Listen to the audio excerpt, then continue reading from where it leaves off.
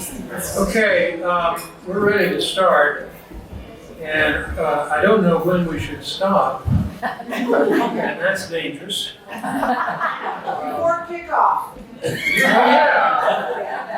12:40, 1:40, 25. Okay. That's a long time. Says the preacher's wife. It's so predictable. Oh, man.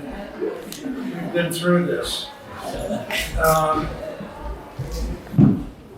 You obviously are watching the news and you're seeing things about Christianity and the United States, and I'm sure questions come to mind. And what I'd like to do today is start out by just giving a little couple of things that came from Google about Christian nationalism. Because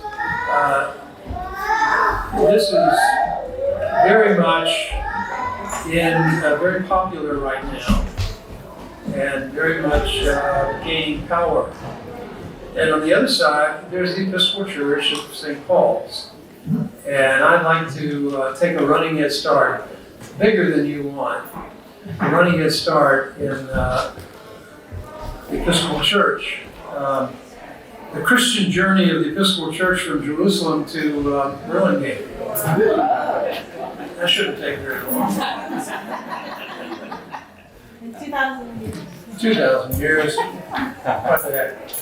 But we'll have to work in blocks of time, and please don't ask any questions or groan.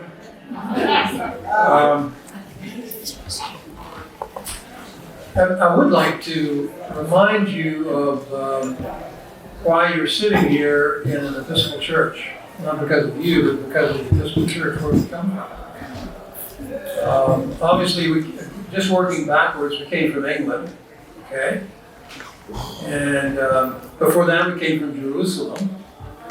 So the first phase is when early Christians in the first century went to England. And in those days, they became the Celtic Church. And very in touch with nature.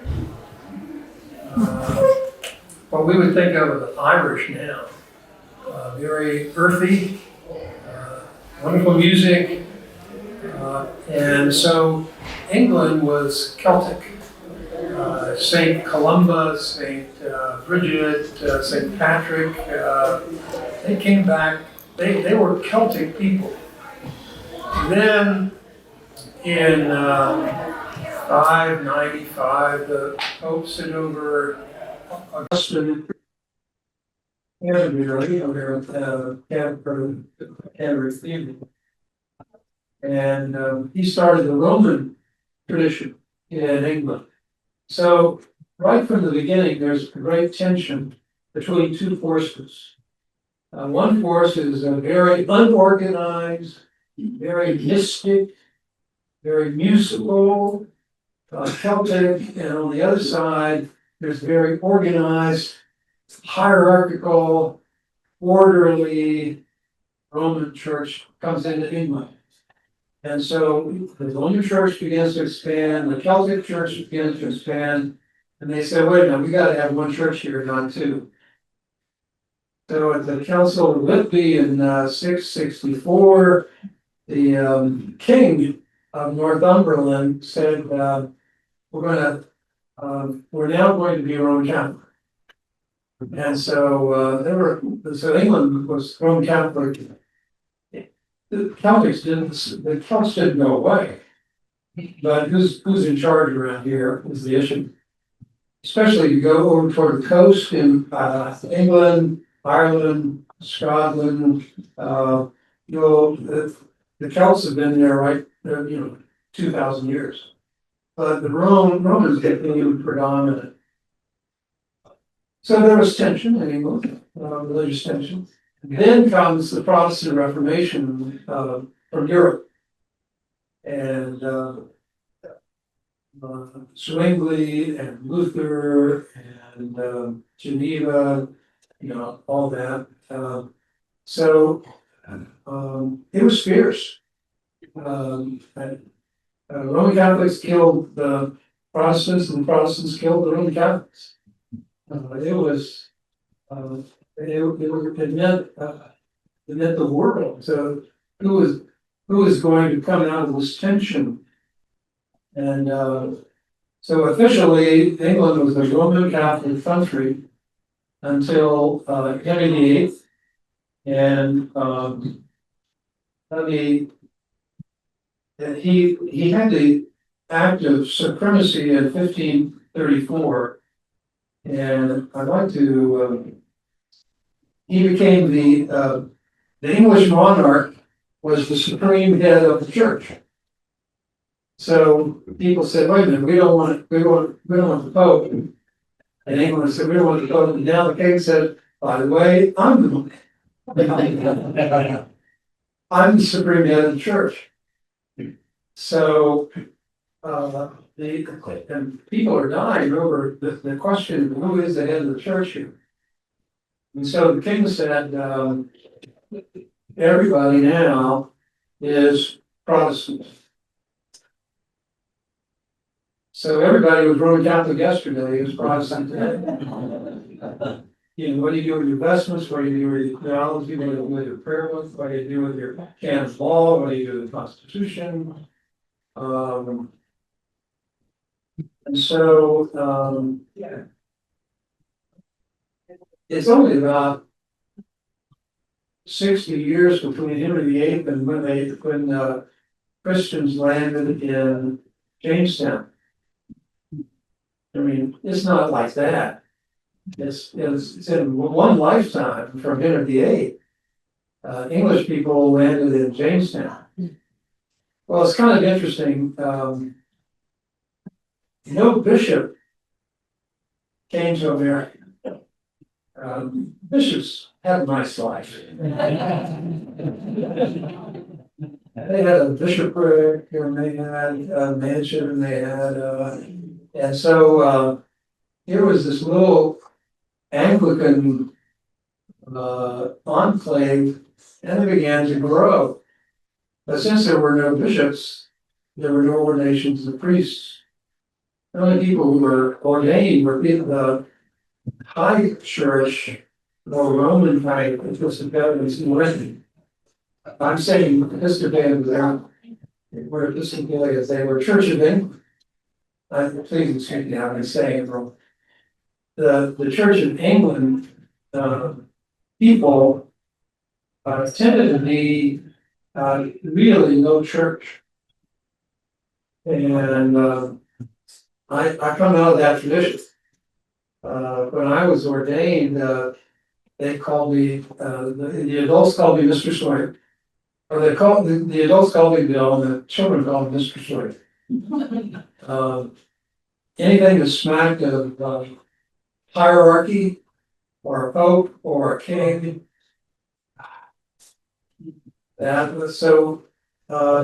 So the church grew. We had a couple of commissioners. One of them was named Bray, more famous of the two. And they began to go to Georgia, South Carolina, North Carolina, Virginia, Delaware, New York, New Jersey, and a very low church. When I grew up, when we went to church on Sunday morning, we had morning prayer. We only had Holy Communion once a month. We come out of the tradition of Church of England in early America in the South. And it wasn't until the New Prayer Book, in whatever that was, that all this began to change. So we were the Church of England in the United States of America. and there was a Revolutionary War going on. And you had to take a side. You were either gonna be with, the colonies. They saw themselves as colonies, they didn't see themselves as the United States. That was another question that was come up. But, in the colonies, our Church of England, our church was the established church of 7 of the colonies. So that if you lived in Georgia, you were officially a member of the Episcopal Church. And you paid taxes to the government to run the church.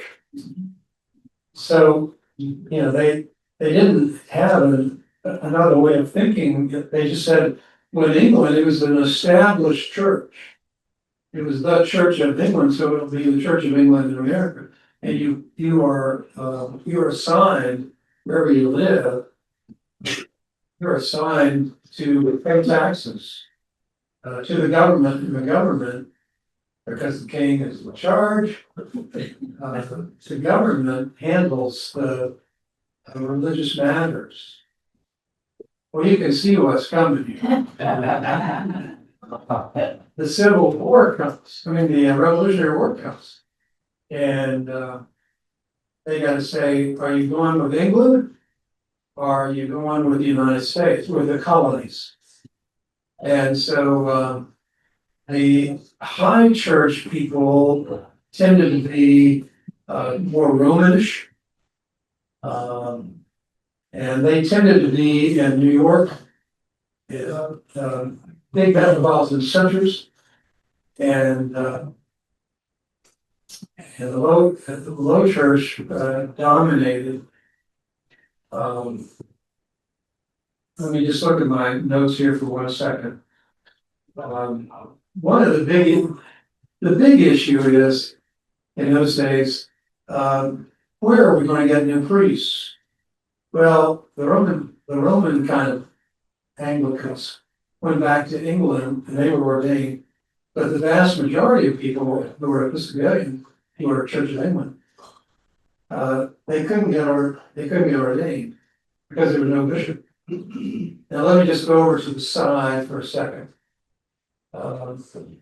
In the apostolic succession from the 12 apostles, then you go out to the east to the Orthodox, you go to the west with the Roman Catholics, and you go to England with the Anglicans.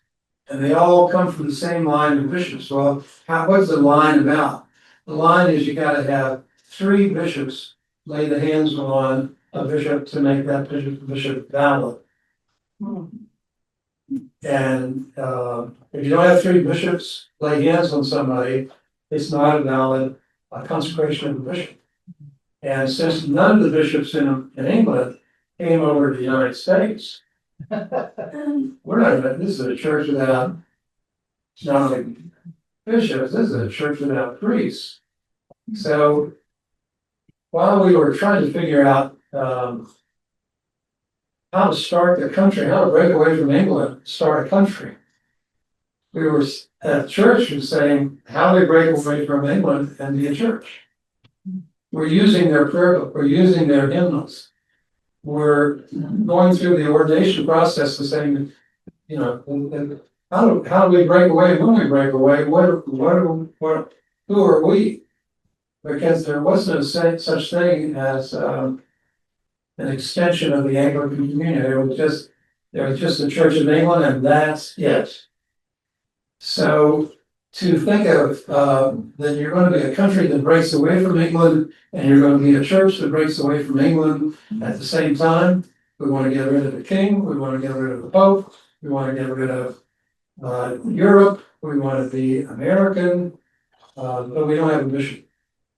Well, you can't get by with a bishop. We got to have 3 bishops. So when the war was over, we went to the Church of England and said, look, we're a new country. We're going to break away from you guys. And here's Samuel Seabury. Could you consecrate him as bishop? He'll be our first bishop. And England said, no, but hell no. You beat us in the war. We're not gonna help you with the church. So we said, we're not gonna be outdone by that. We're gonna go to Scotland. So, Samuel Seabury went up to Scotland and there were, Scots have feelings about English.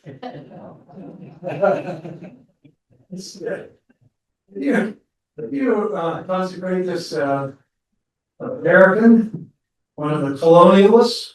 He said, sure.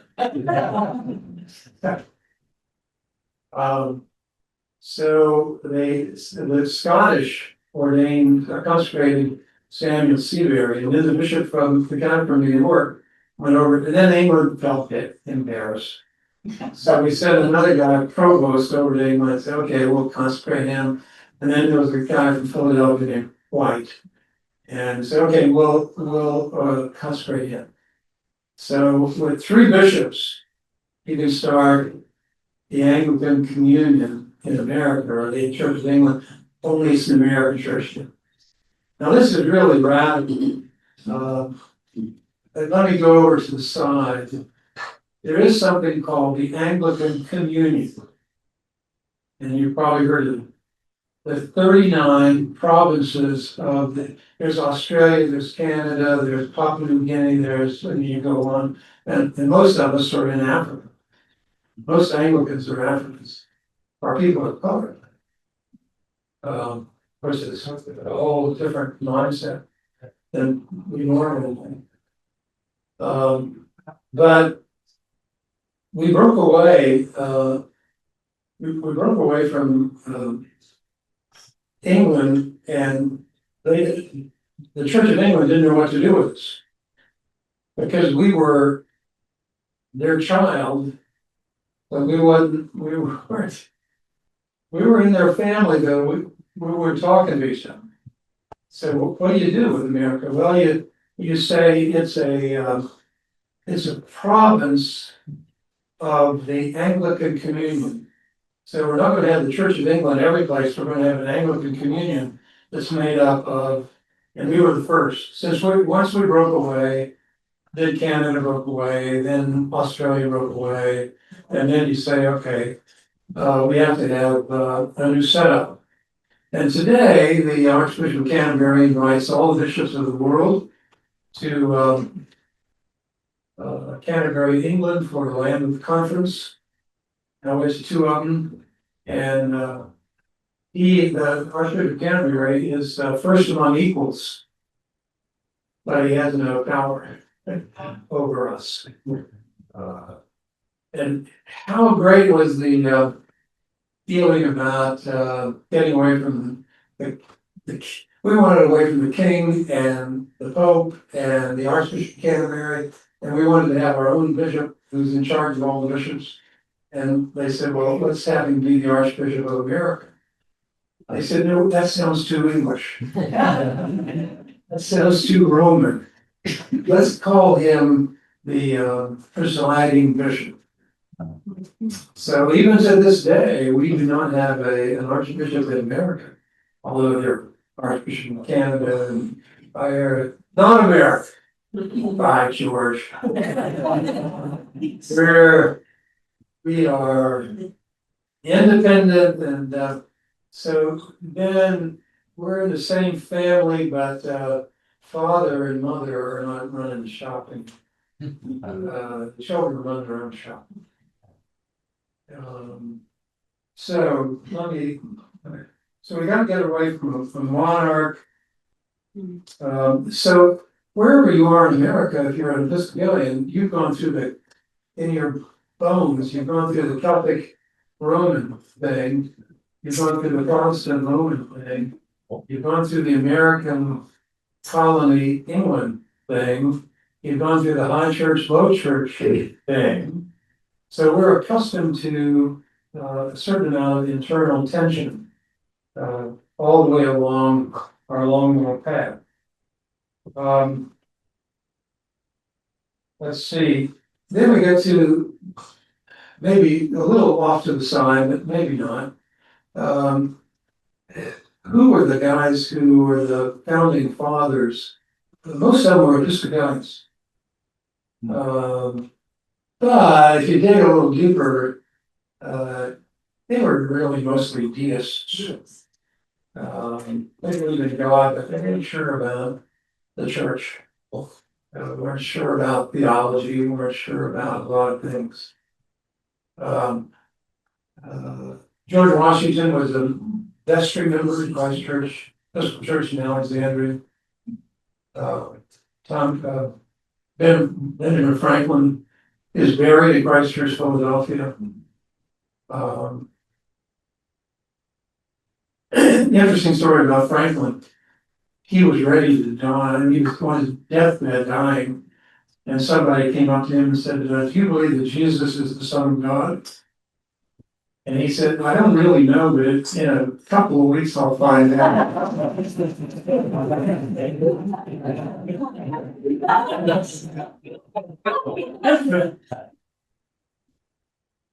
Um, so it's very, I want to sort of point off the side, but it's not really, it's really. Um, if 7 out of the 13 colonies, we were the established church, and you paid money to the government because the government and the church were together. In those days, the king was the supreme leader of the church. If you want to go, give me that old time religion.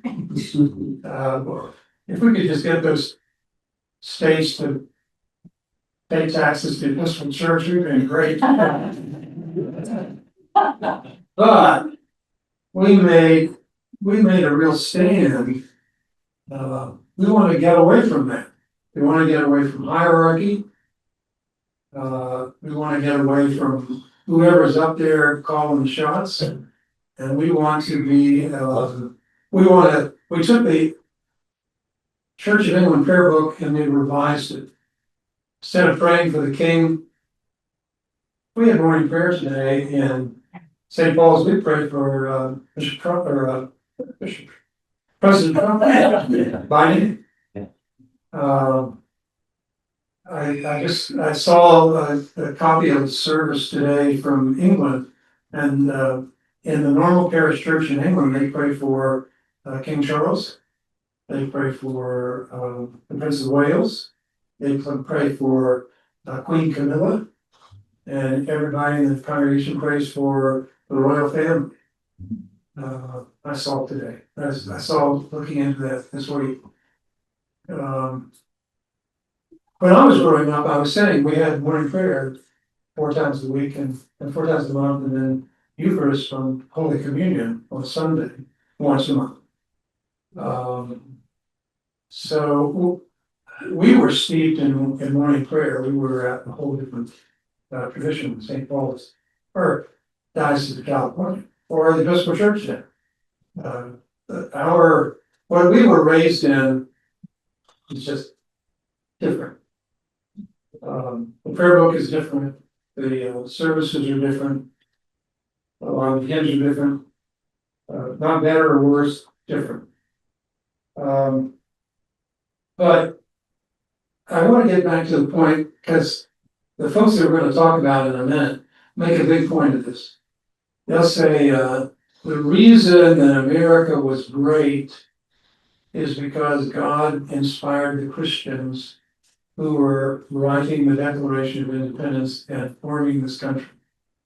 And it's the Christians who inspired Christians who made us uniquely who we are and gave us our virtue. And that's the rub. And then you guys say, well, were those guys really great Christians? And if you, I used to study this in seminary. I went through one at a time, and they were pretty much deists. They just believed in God, and Jesus was a question mark for these people. Most of these people. They were moral. They were brilliant. They were political theorists, but they weren't they weren't church people in any classic sense. I'm not sure they would pass confirmation class and say, matter of fact. I'm sure they wouldn't. So, we wanted to have a democratic church organized along the lines of the federal constitution. That was our aim. The people who wrote the Declaration, who wrote the Constitution of the United States were in Philadelphia. Our folks were in Philadelphia, and we wrote the Constitution of the Episcopal Church 2 years later. And we borrowed a lot from England. But when it came to hierarchy, we took a right-hand turn and left that behind. I just want to say it one more time. We wanted to have a democratic church organized along the lines of the federal constitution. That was our aim when we wrote the Constitution of the Episcopal Church. Having said all that, having gone from Jerusalem to St. Paul's at Burlingame, let me just go over Christian nationalism, which is very much invoked with a lot of power behind it in Washington.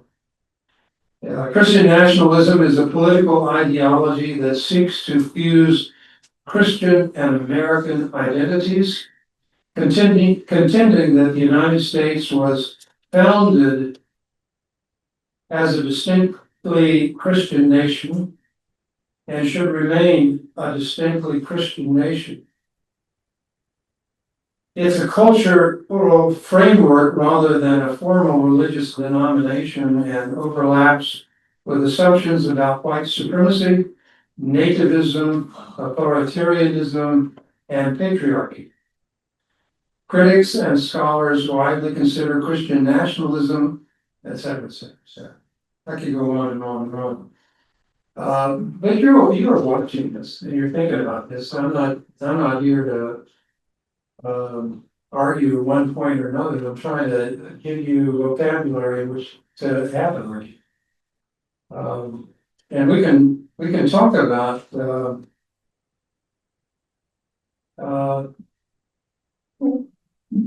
did anybody who signed the Declaration of Independence and the Constitution think that this was they wanted this to be a Christian nation?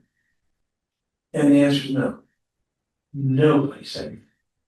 They looked in the rearview mirror for the last 300 years and they saw one version of religious faith killing the people of the other faith again and again and again. They had scar tissue up to here about all the martyrdom, all the bloodletting, and they didn't want the church to get involved with the nation at that level. We did not want to be an established church. And if anybody wanted to be an established church, it would be us, not the Christian nationals. They said, give us the old time religion. Well, they want to give the old time religion, sure. Let all the states give us taxes. They don't go that far. But this is really critical. The First Amendment was that there would be religious freedom in America. Boy, that would have been a slam dunk. If they wanted to make this a Christian nation, they could have put that in writing immediately. No, but they didn't argue that. That wasn't a bone of contention. They wanted the church and the state as separate as you could possibly get it. Because they saw what happened when the king is the supreme, and they had arguments with the Pope. And they said, religion in America is going to be open to all faiths. And it's in the Constitution. And now we have a whole movement deep into the government of the United States. I've talked to some very high-ranking people who really cannot wait and are convinced that What is unique about America, the American experience, is the Christian flavor of it, and therefore we want to get Christian leaders into positions of authority, and we want to make sure that principles of law and kinds of laws are influenced by the Christian perspective. Now, what in the world is the Christian perspective? Is that the Episcopal perspective? No. Is that the Roman Catholic? Is that the Southern Baptist? Is that what are we talking about here? Christianity goes, Mormonism to Pentecostal to on and on, Protestants, Catholics, Orthodox, New Age, et cetera, et cetera, et cetera. How do you, when you say we want this country governed by Christian values, are we going to get all the Christians together to debate that? No. I don't think so. I think one branch of Christianity is going to power, and they're going to say, and our branch is the one that's the true branch. And therefore, our laws are and therefore our leaders, whatever they are, and they begin they send us back on that road to royalty.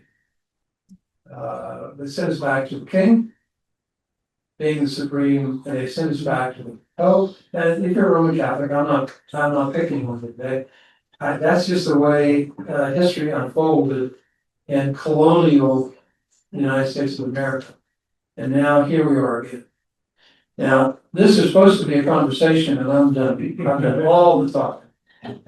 And therefore, I think I better quit now and allow anybody to make a comment or a question that you like. Yes. I have a question. Comment maybe on, can you be a Christian and be a nationalist and not be a Christian national? And kind of then separate those two lanes, if you would. Help me out on that. What is a nationalist by itself? I mean, we fight a war for the United States of America. I believe in America. Absolutely. Yeah. Patriotism and nationalism is not what we're talking about here. What we're talking about is linking patriotism and nationalism to one religious body. I mean, it's just like being in Saudi Arabia. There isn't a lot of diversity of religion in Saudi Arabia. As a matter of fact, the king of Saudi Arabia wanted to get into the interfaith world. He said, I'm going to build an interfaith center. I can't do it in Saudi Arabia. Where I'm the king, I'm going to go to Austria and put it in Vienna. So he built a great back home interfaith with himself. You get a country like Israel, is that a Jewish country? That's a very debatable subject. If you're in India, that's a very debatable subject. They would say the ruling group is hard-charging Hindus who make it really tough on Muslims and very tough on Christians. So once you got one religion and government together, things change. But it's possible to be a devoted person of India and not be a Hindu. But in Saudi Arabia, I don't think you can. But in America, I mean, nobody held up that principle before we came along, before our Constitution, before the amendment that says there's freedom of religion. It was let's fight it out about religion all over the world. And when America did that, that separated us from everybody. And now other countries have picked that up. King Charles is kind of an interesting person. Because when he was Prince, he said, because he's a big interfaith leader. And he said, but I'm king, I don't want to be just necessarily the supreme ruler of the Anglican or the Church of England. I don't want to be the head of the faith, I want to be the head of the faiths. Plural. I want to make sure that in England, there's a chance for diversity. So he's coming down. He's changing. He didn't do it when he became king, but he thought about it. But when he made that statement, I read from news article, the Bishop of Canterbury. One, The Archbishop of Canterbury wanted him to do that. no, what, W-A-R, Warned him. Ah, you should not make that declaration. yeah, yeah, I can imagine. But I'm not sure why he made that. That would require longer conversation. Yeah, wait. How do, in your opinion, how do Christian nationalists reconcile their political views and the First Amendment to the Constitution that seem to be, directly in conflict? Yeah. I don't think they do at this point. I don't think they reconcile that. Just ignore it? Yes. I think they, just plow through. In my conversations with people at the head of our government, who are Christian nationalists, they are deeply, believers in the uniqueness of Christianity and its relationship to the United States of America, or the separation needs to be close. They don't that's not a casual opinion. I mean, they lay it on the line. That's why there is Project 2025. There's a big hard agenda there. Yes, sir. I guess I would say that it seems to me that particularly evangelical Christianity has been interwoven with American politics from almost day one, right? Observations by Tocqueville in 1830 was how much Christianity played a role in American democracy compared to democracy in Europe. Yeah. Right? The Know Nothing Party in the mid-19th century, the temperance movements in the late 19th century, on and on and on. Christianity has had a very direct impact on American life. I'm only 50 years old, but it seems to me in the 80s and the 90s, there was Pat Robertson and these evangelicals who played a very pronounced role in American Absolutely. politics, right? When Reagan gave his Evil Empire speech, it was to a group of evangelical ministers, right? Weaving American foreign policy and this city on there. So my first observation is this is nothing. No. Number two, it would seem to me the people, the nationalists, like who are these people? Because who is the Pat Robertson, the Pat Buchanan, the Jerry Falwells, these people who seem to like faded away. And now it's almost like a boogeyman of these people are out there with this ideology. And I don't know what the empirical evidence is that can point to this movement or these people, other than, I know people in the government and they're telling me that they're coming after us. I mean, if you shifted the political view of what you're saying, and it was immigrants or terrorists or something, people would be very skeptical. So why shouldn't I be skeptical? No reason. I mean, you should be skeptical. Yeah. You lay out a lot of things there. Whether you're talking about Jerry Falwell, or Billy Graham in the White House, or you say, well, where did the Ku Klux Klan go with the crosses and hoods, who marched in New York City, almost 100,000 people strong? did that just sort of disappear, or does that go into other manifestations later on? But I'm trying to, you're making a good point. I'm trying to get my arms around it.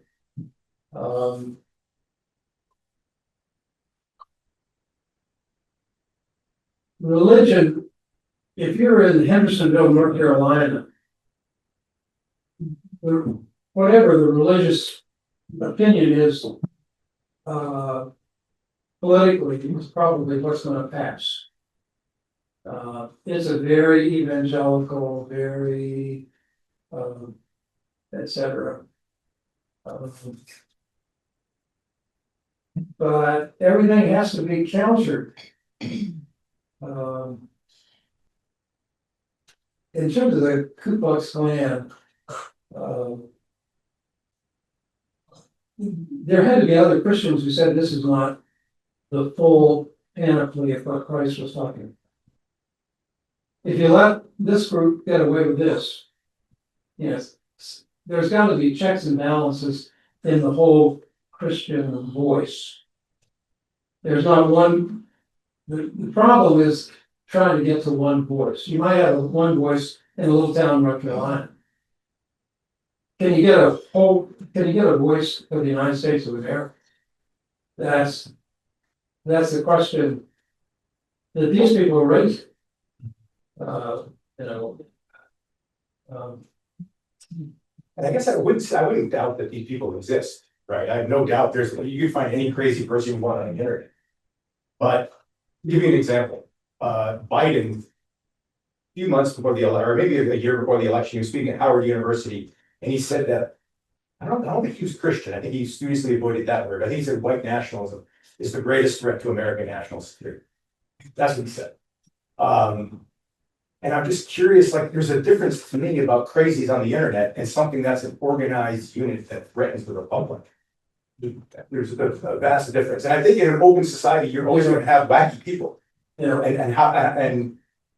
wacky people that get together and are organized and have an agenda are much more scary than just regular wacky people. On the one hand, on the other hand, and we might disagree about January 6th, but that might be, from my point of view, Yes. a whole lot of crazy and ordinary people marching down the street to undo the election of the people of the United States. Sure. And that's not a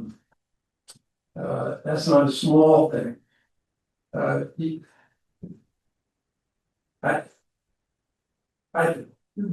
threat of Christians is not just crazy Christians. You know, it's a lot of other people who will, well, you know, we're talking about Christianity in the country. Well, let's hold it for a second. Yeah, there was a hand here and I want to make sure other people, yeah. What's your sense of the Christian nationalists and how currently and how they would perceive the values they've imposed, especially in the light of fair amount of use of retribution and vengeance? How do you think that figures into the values they'd like to bring? Yeah, this is, I didn't make this up, this came from Google. I used to do this. But, political agenda of the Christian nationalists. While no single agenda exists, common goals include advocating for laws based on Christian values, restricting reproductive rights, rolling back protections for LGBTQ people, and reshaping public education curriculum.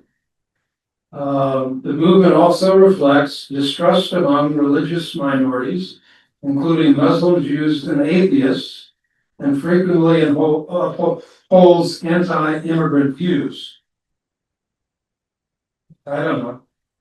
Has anybody ever read Project 25? Okay. We're living it. So everything on your list happening. Yeah, well, I think it's important to read Project 25, not to be an alarmist But, they have an agenda. I think it's worthwhile for all of us. It's out there in the open. It's good for us to look at the agenda. Yes, It sounds like you've made some efforts to go talk to people in power. Can you share more about the faith community, the multi-faith community countering these efforts? Give us a ray of hope there. yeah. Yeah, and Marty, I asked myself the same question. Because, I know people in Congress, there is a balance. I mean, everybody's not a Christian nationalist in Congress or in the Senate. It looks like Whitman Sandler of everything. And I know people that I trust implicitly. And I know people that scare me to death. And I figure, it's in America, you gotta trust the people. And there's gotta be, you gotta trust that there's enough common sense. And enough common heritage, enough common, care for the common good. That we're gonna make our way through, regardless of who's elected here or who's whatever. You trust but verify.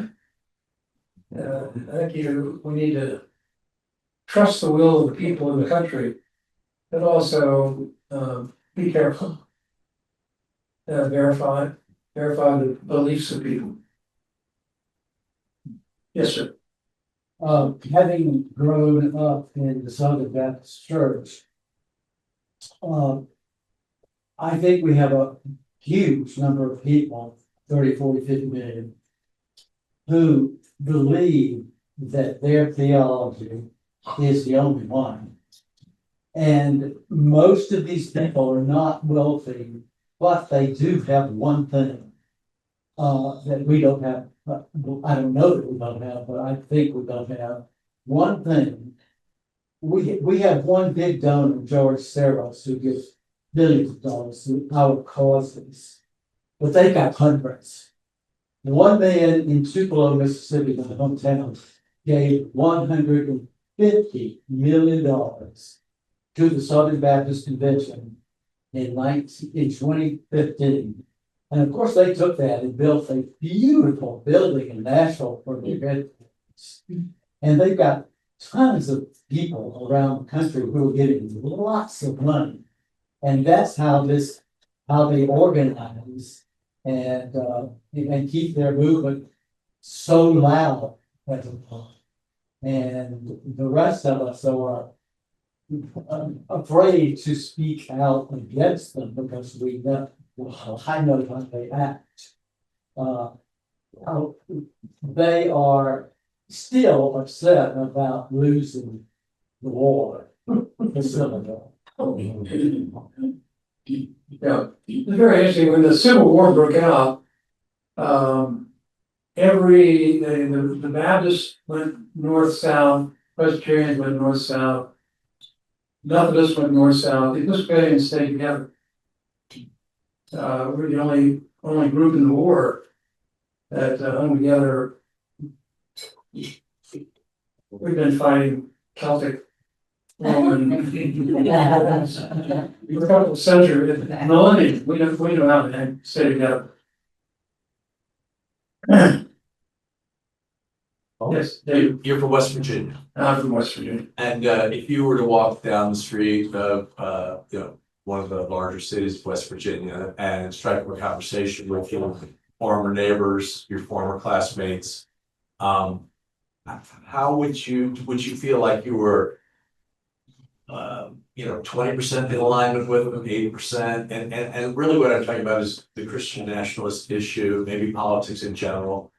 And then another question is, are you feeling comfortable that the Supreme Court is there as a backstop that hasn't yet been, it may have been co-opted a bit, but it hasn't folded? Yeah, my best friend back home, Jack Friedman, we we occasionally skirt into a little bit of, what do you believe now? Or where are you, Jack? Joe, where are you?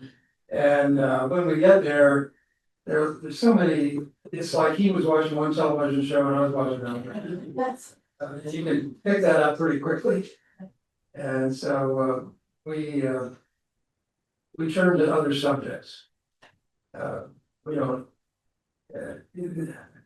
I think there's a baseline of value that we share. Politics don't touch. There's a certain level of affection that all the other stuff doesn't quite get to. So, I can't remember the last part of your question, Dave. Will the Supreme Court save us? Yeah, it's Supreme Court's very interesting in it. When you look at the Supreme Court of the United States, when we got started, they were most Church of England. Mary's great grandfather was John Marshall, the Supreme Court. And Supreme Court today there are 9 people on it. 6 are Roman Catholics. And 2 are something, and 1's Jewish. It's a whole different setup. So, but there's never been a perfect institution in the United States. And every Supreme Court has its challenges. And they swing, liberal, conservative. So,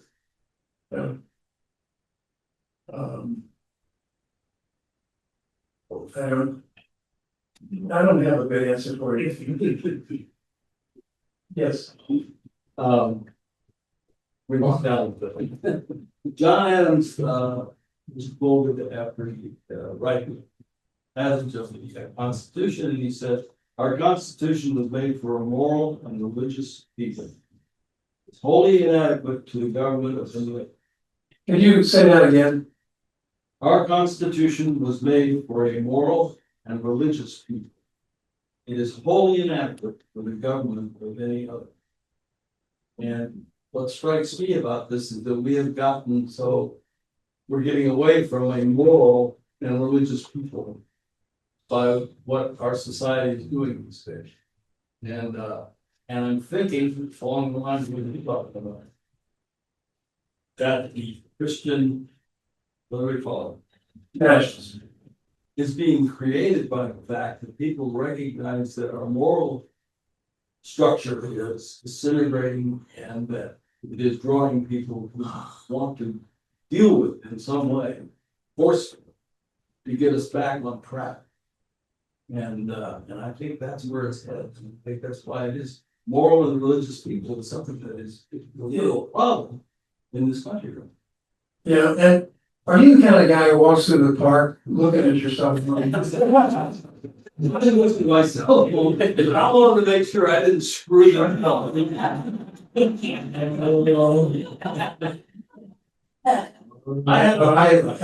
I agree with you.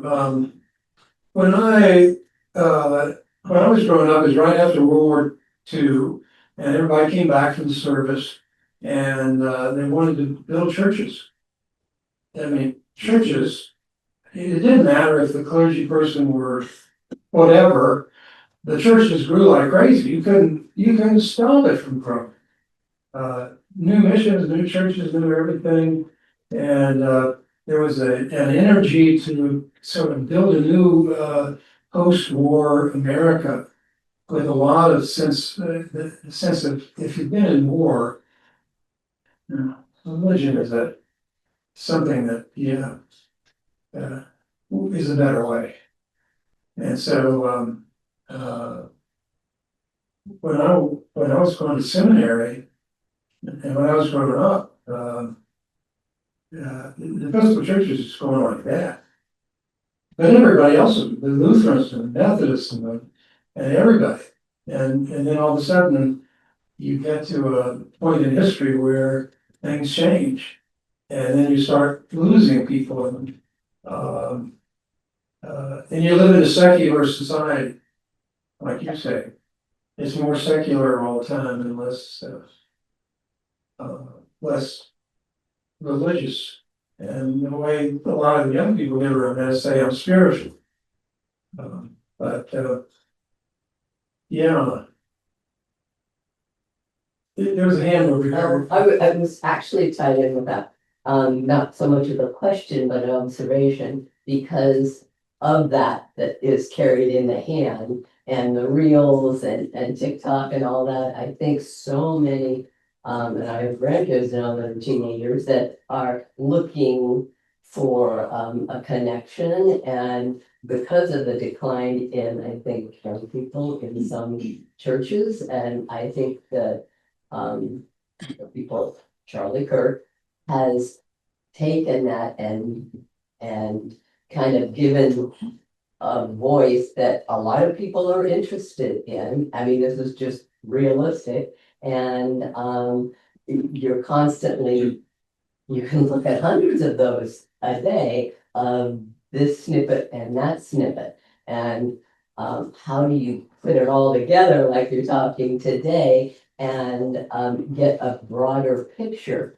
I think it's a huge challenge right now. Yeah. I mean, I went on Instagram because my granddaughter's going to it, back in Boston, going to school, and I can't stand it because I only started it just so I could see pictures of her, but I didn't want all the other stuff. So I think that, it is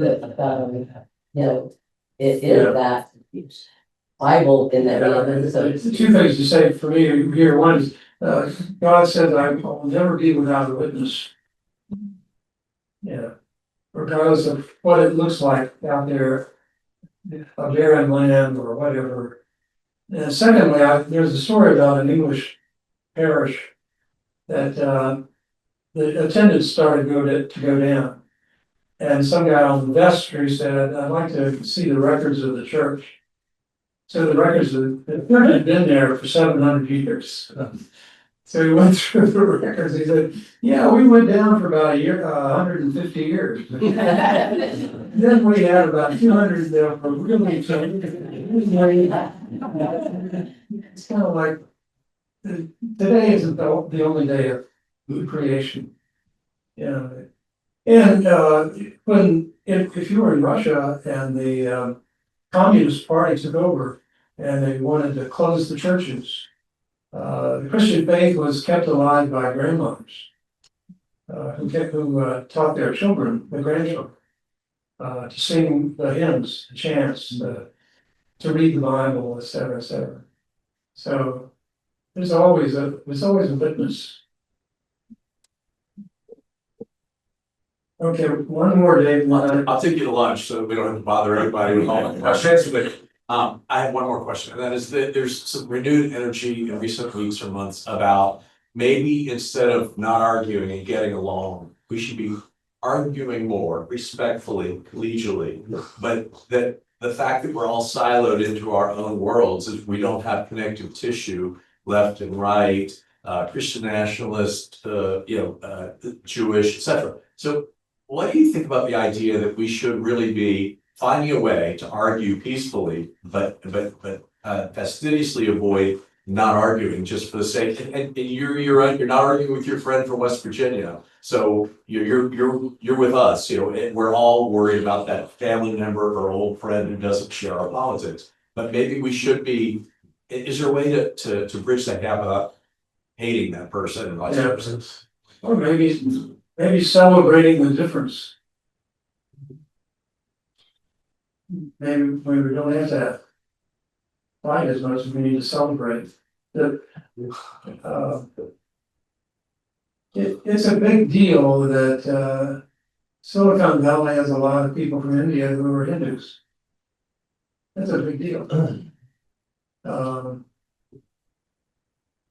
It's a big deal. Charlie Ward.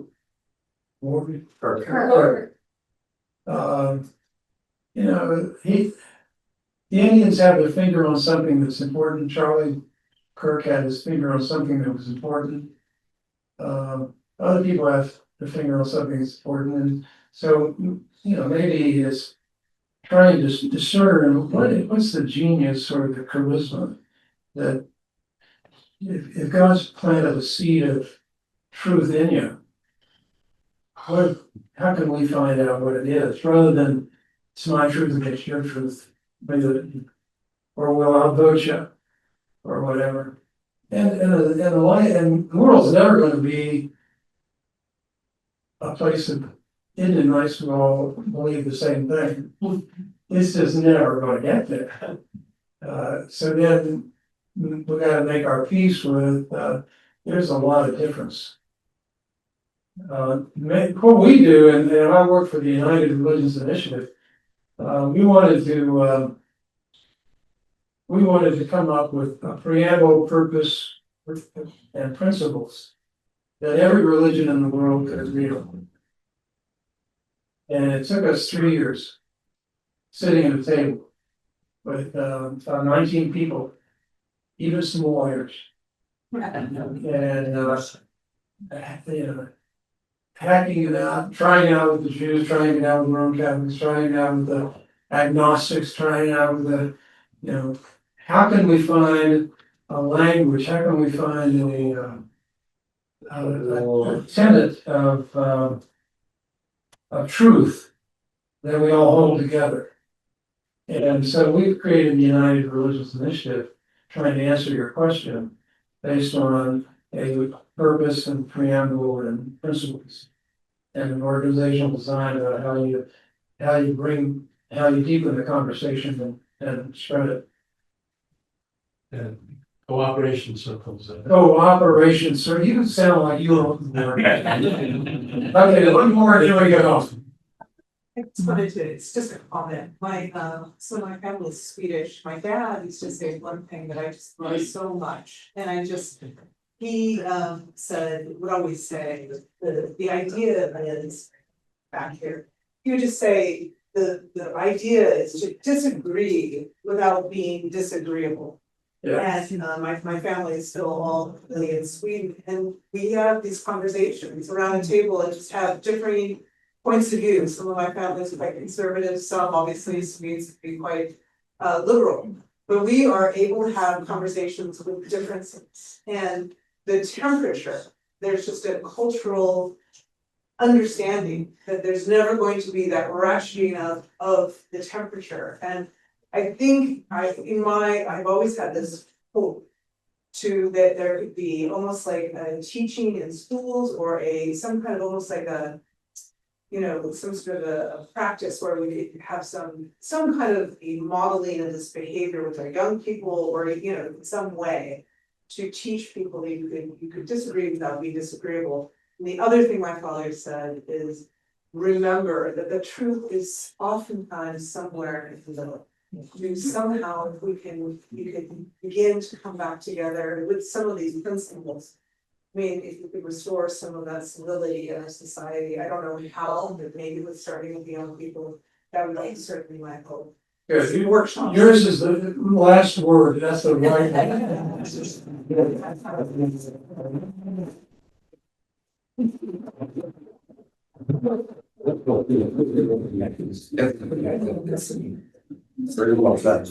We are so grateful, Mr. Stein, for being with us this morning, and I'll just say a quick blessing before everyone departs. Let us pray. God, as you continue to inspire us to act with love, to stand in solidarity with those who are in danger, and to work for peace in our world, we ask that you would inspire and strengthen us for the work you call us to, each and everywhere you ask us to go. In the name of love, in the name of peace, in the name of harmony. Thank you for this time together. Thank you for each person in whom you have planted your Holy Spirit, and whom you call to be agents of mercy and grace. Send us forth and go with us into the week. And thank you for Bishop Swing, his wisdom, his courage, his humor, and for Mary and his presence in this community. We ask all this in the name of Christ and through the power of his Spirit. Amen. Amen.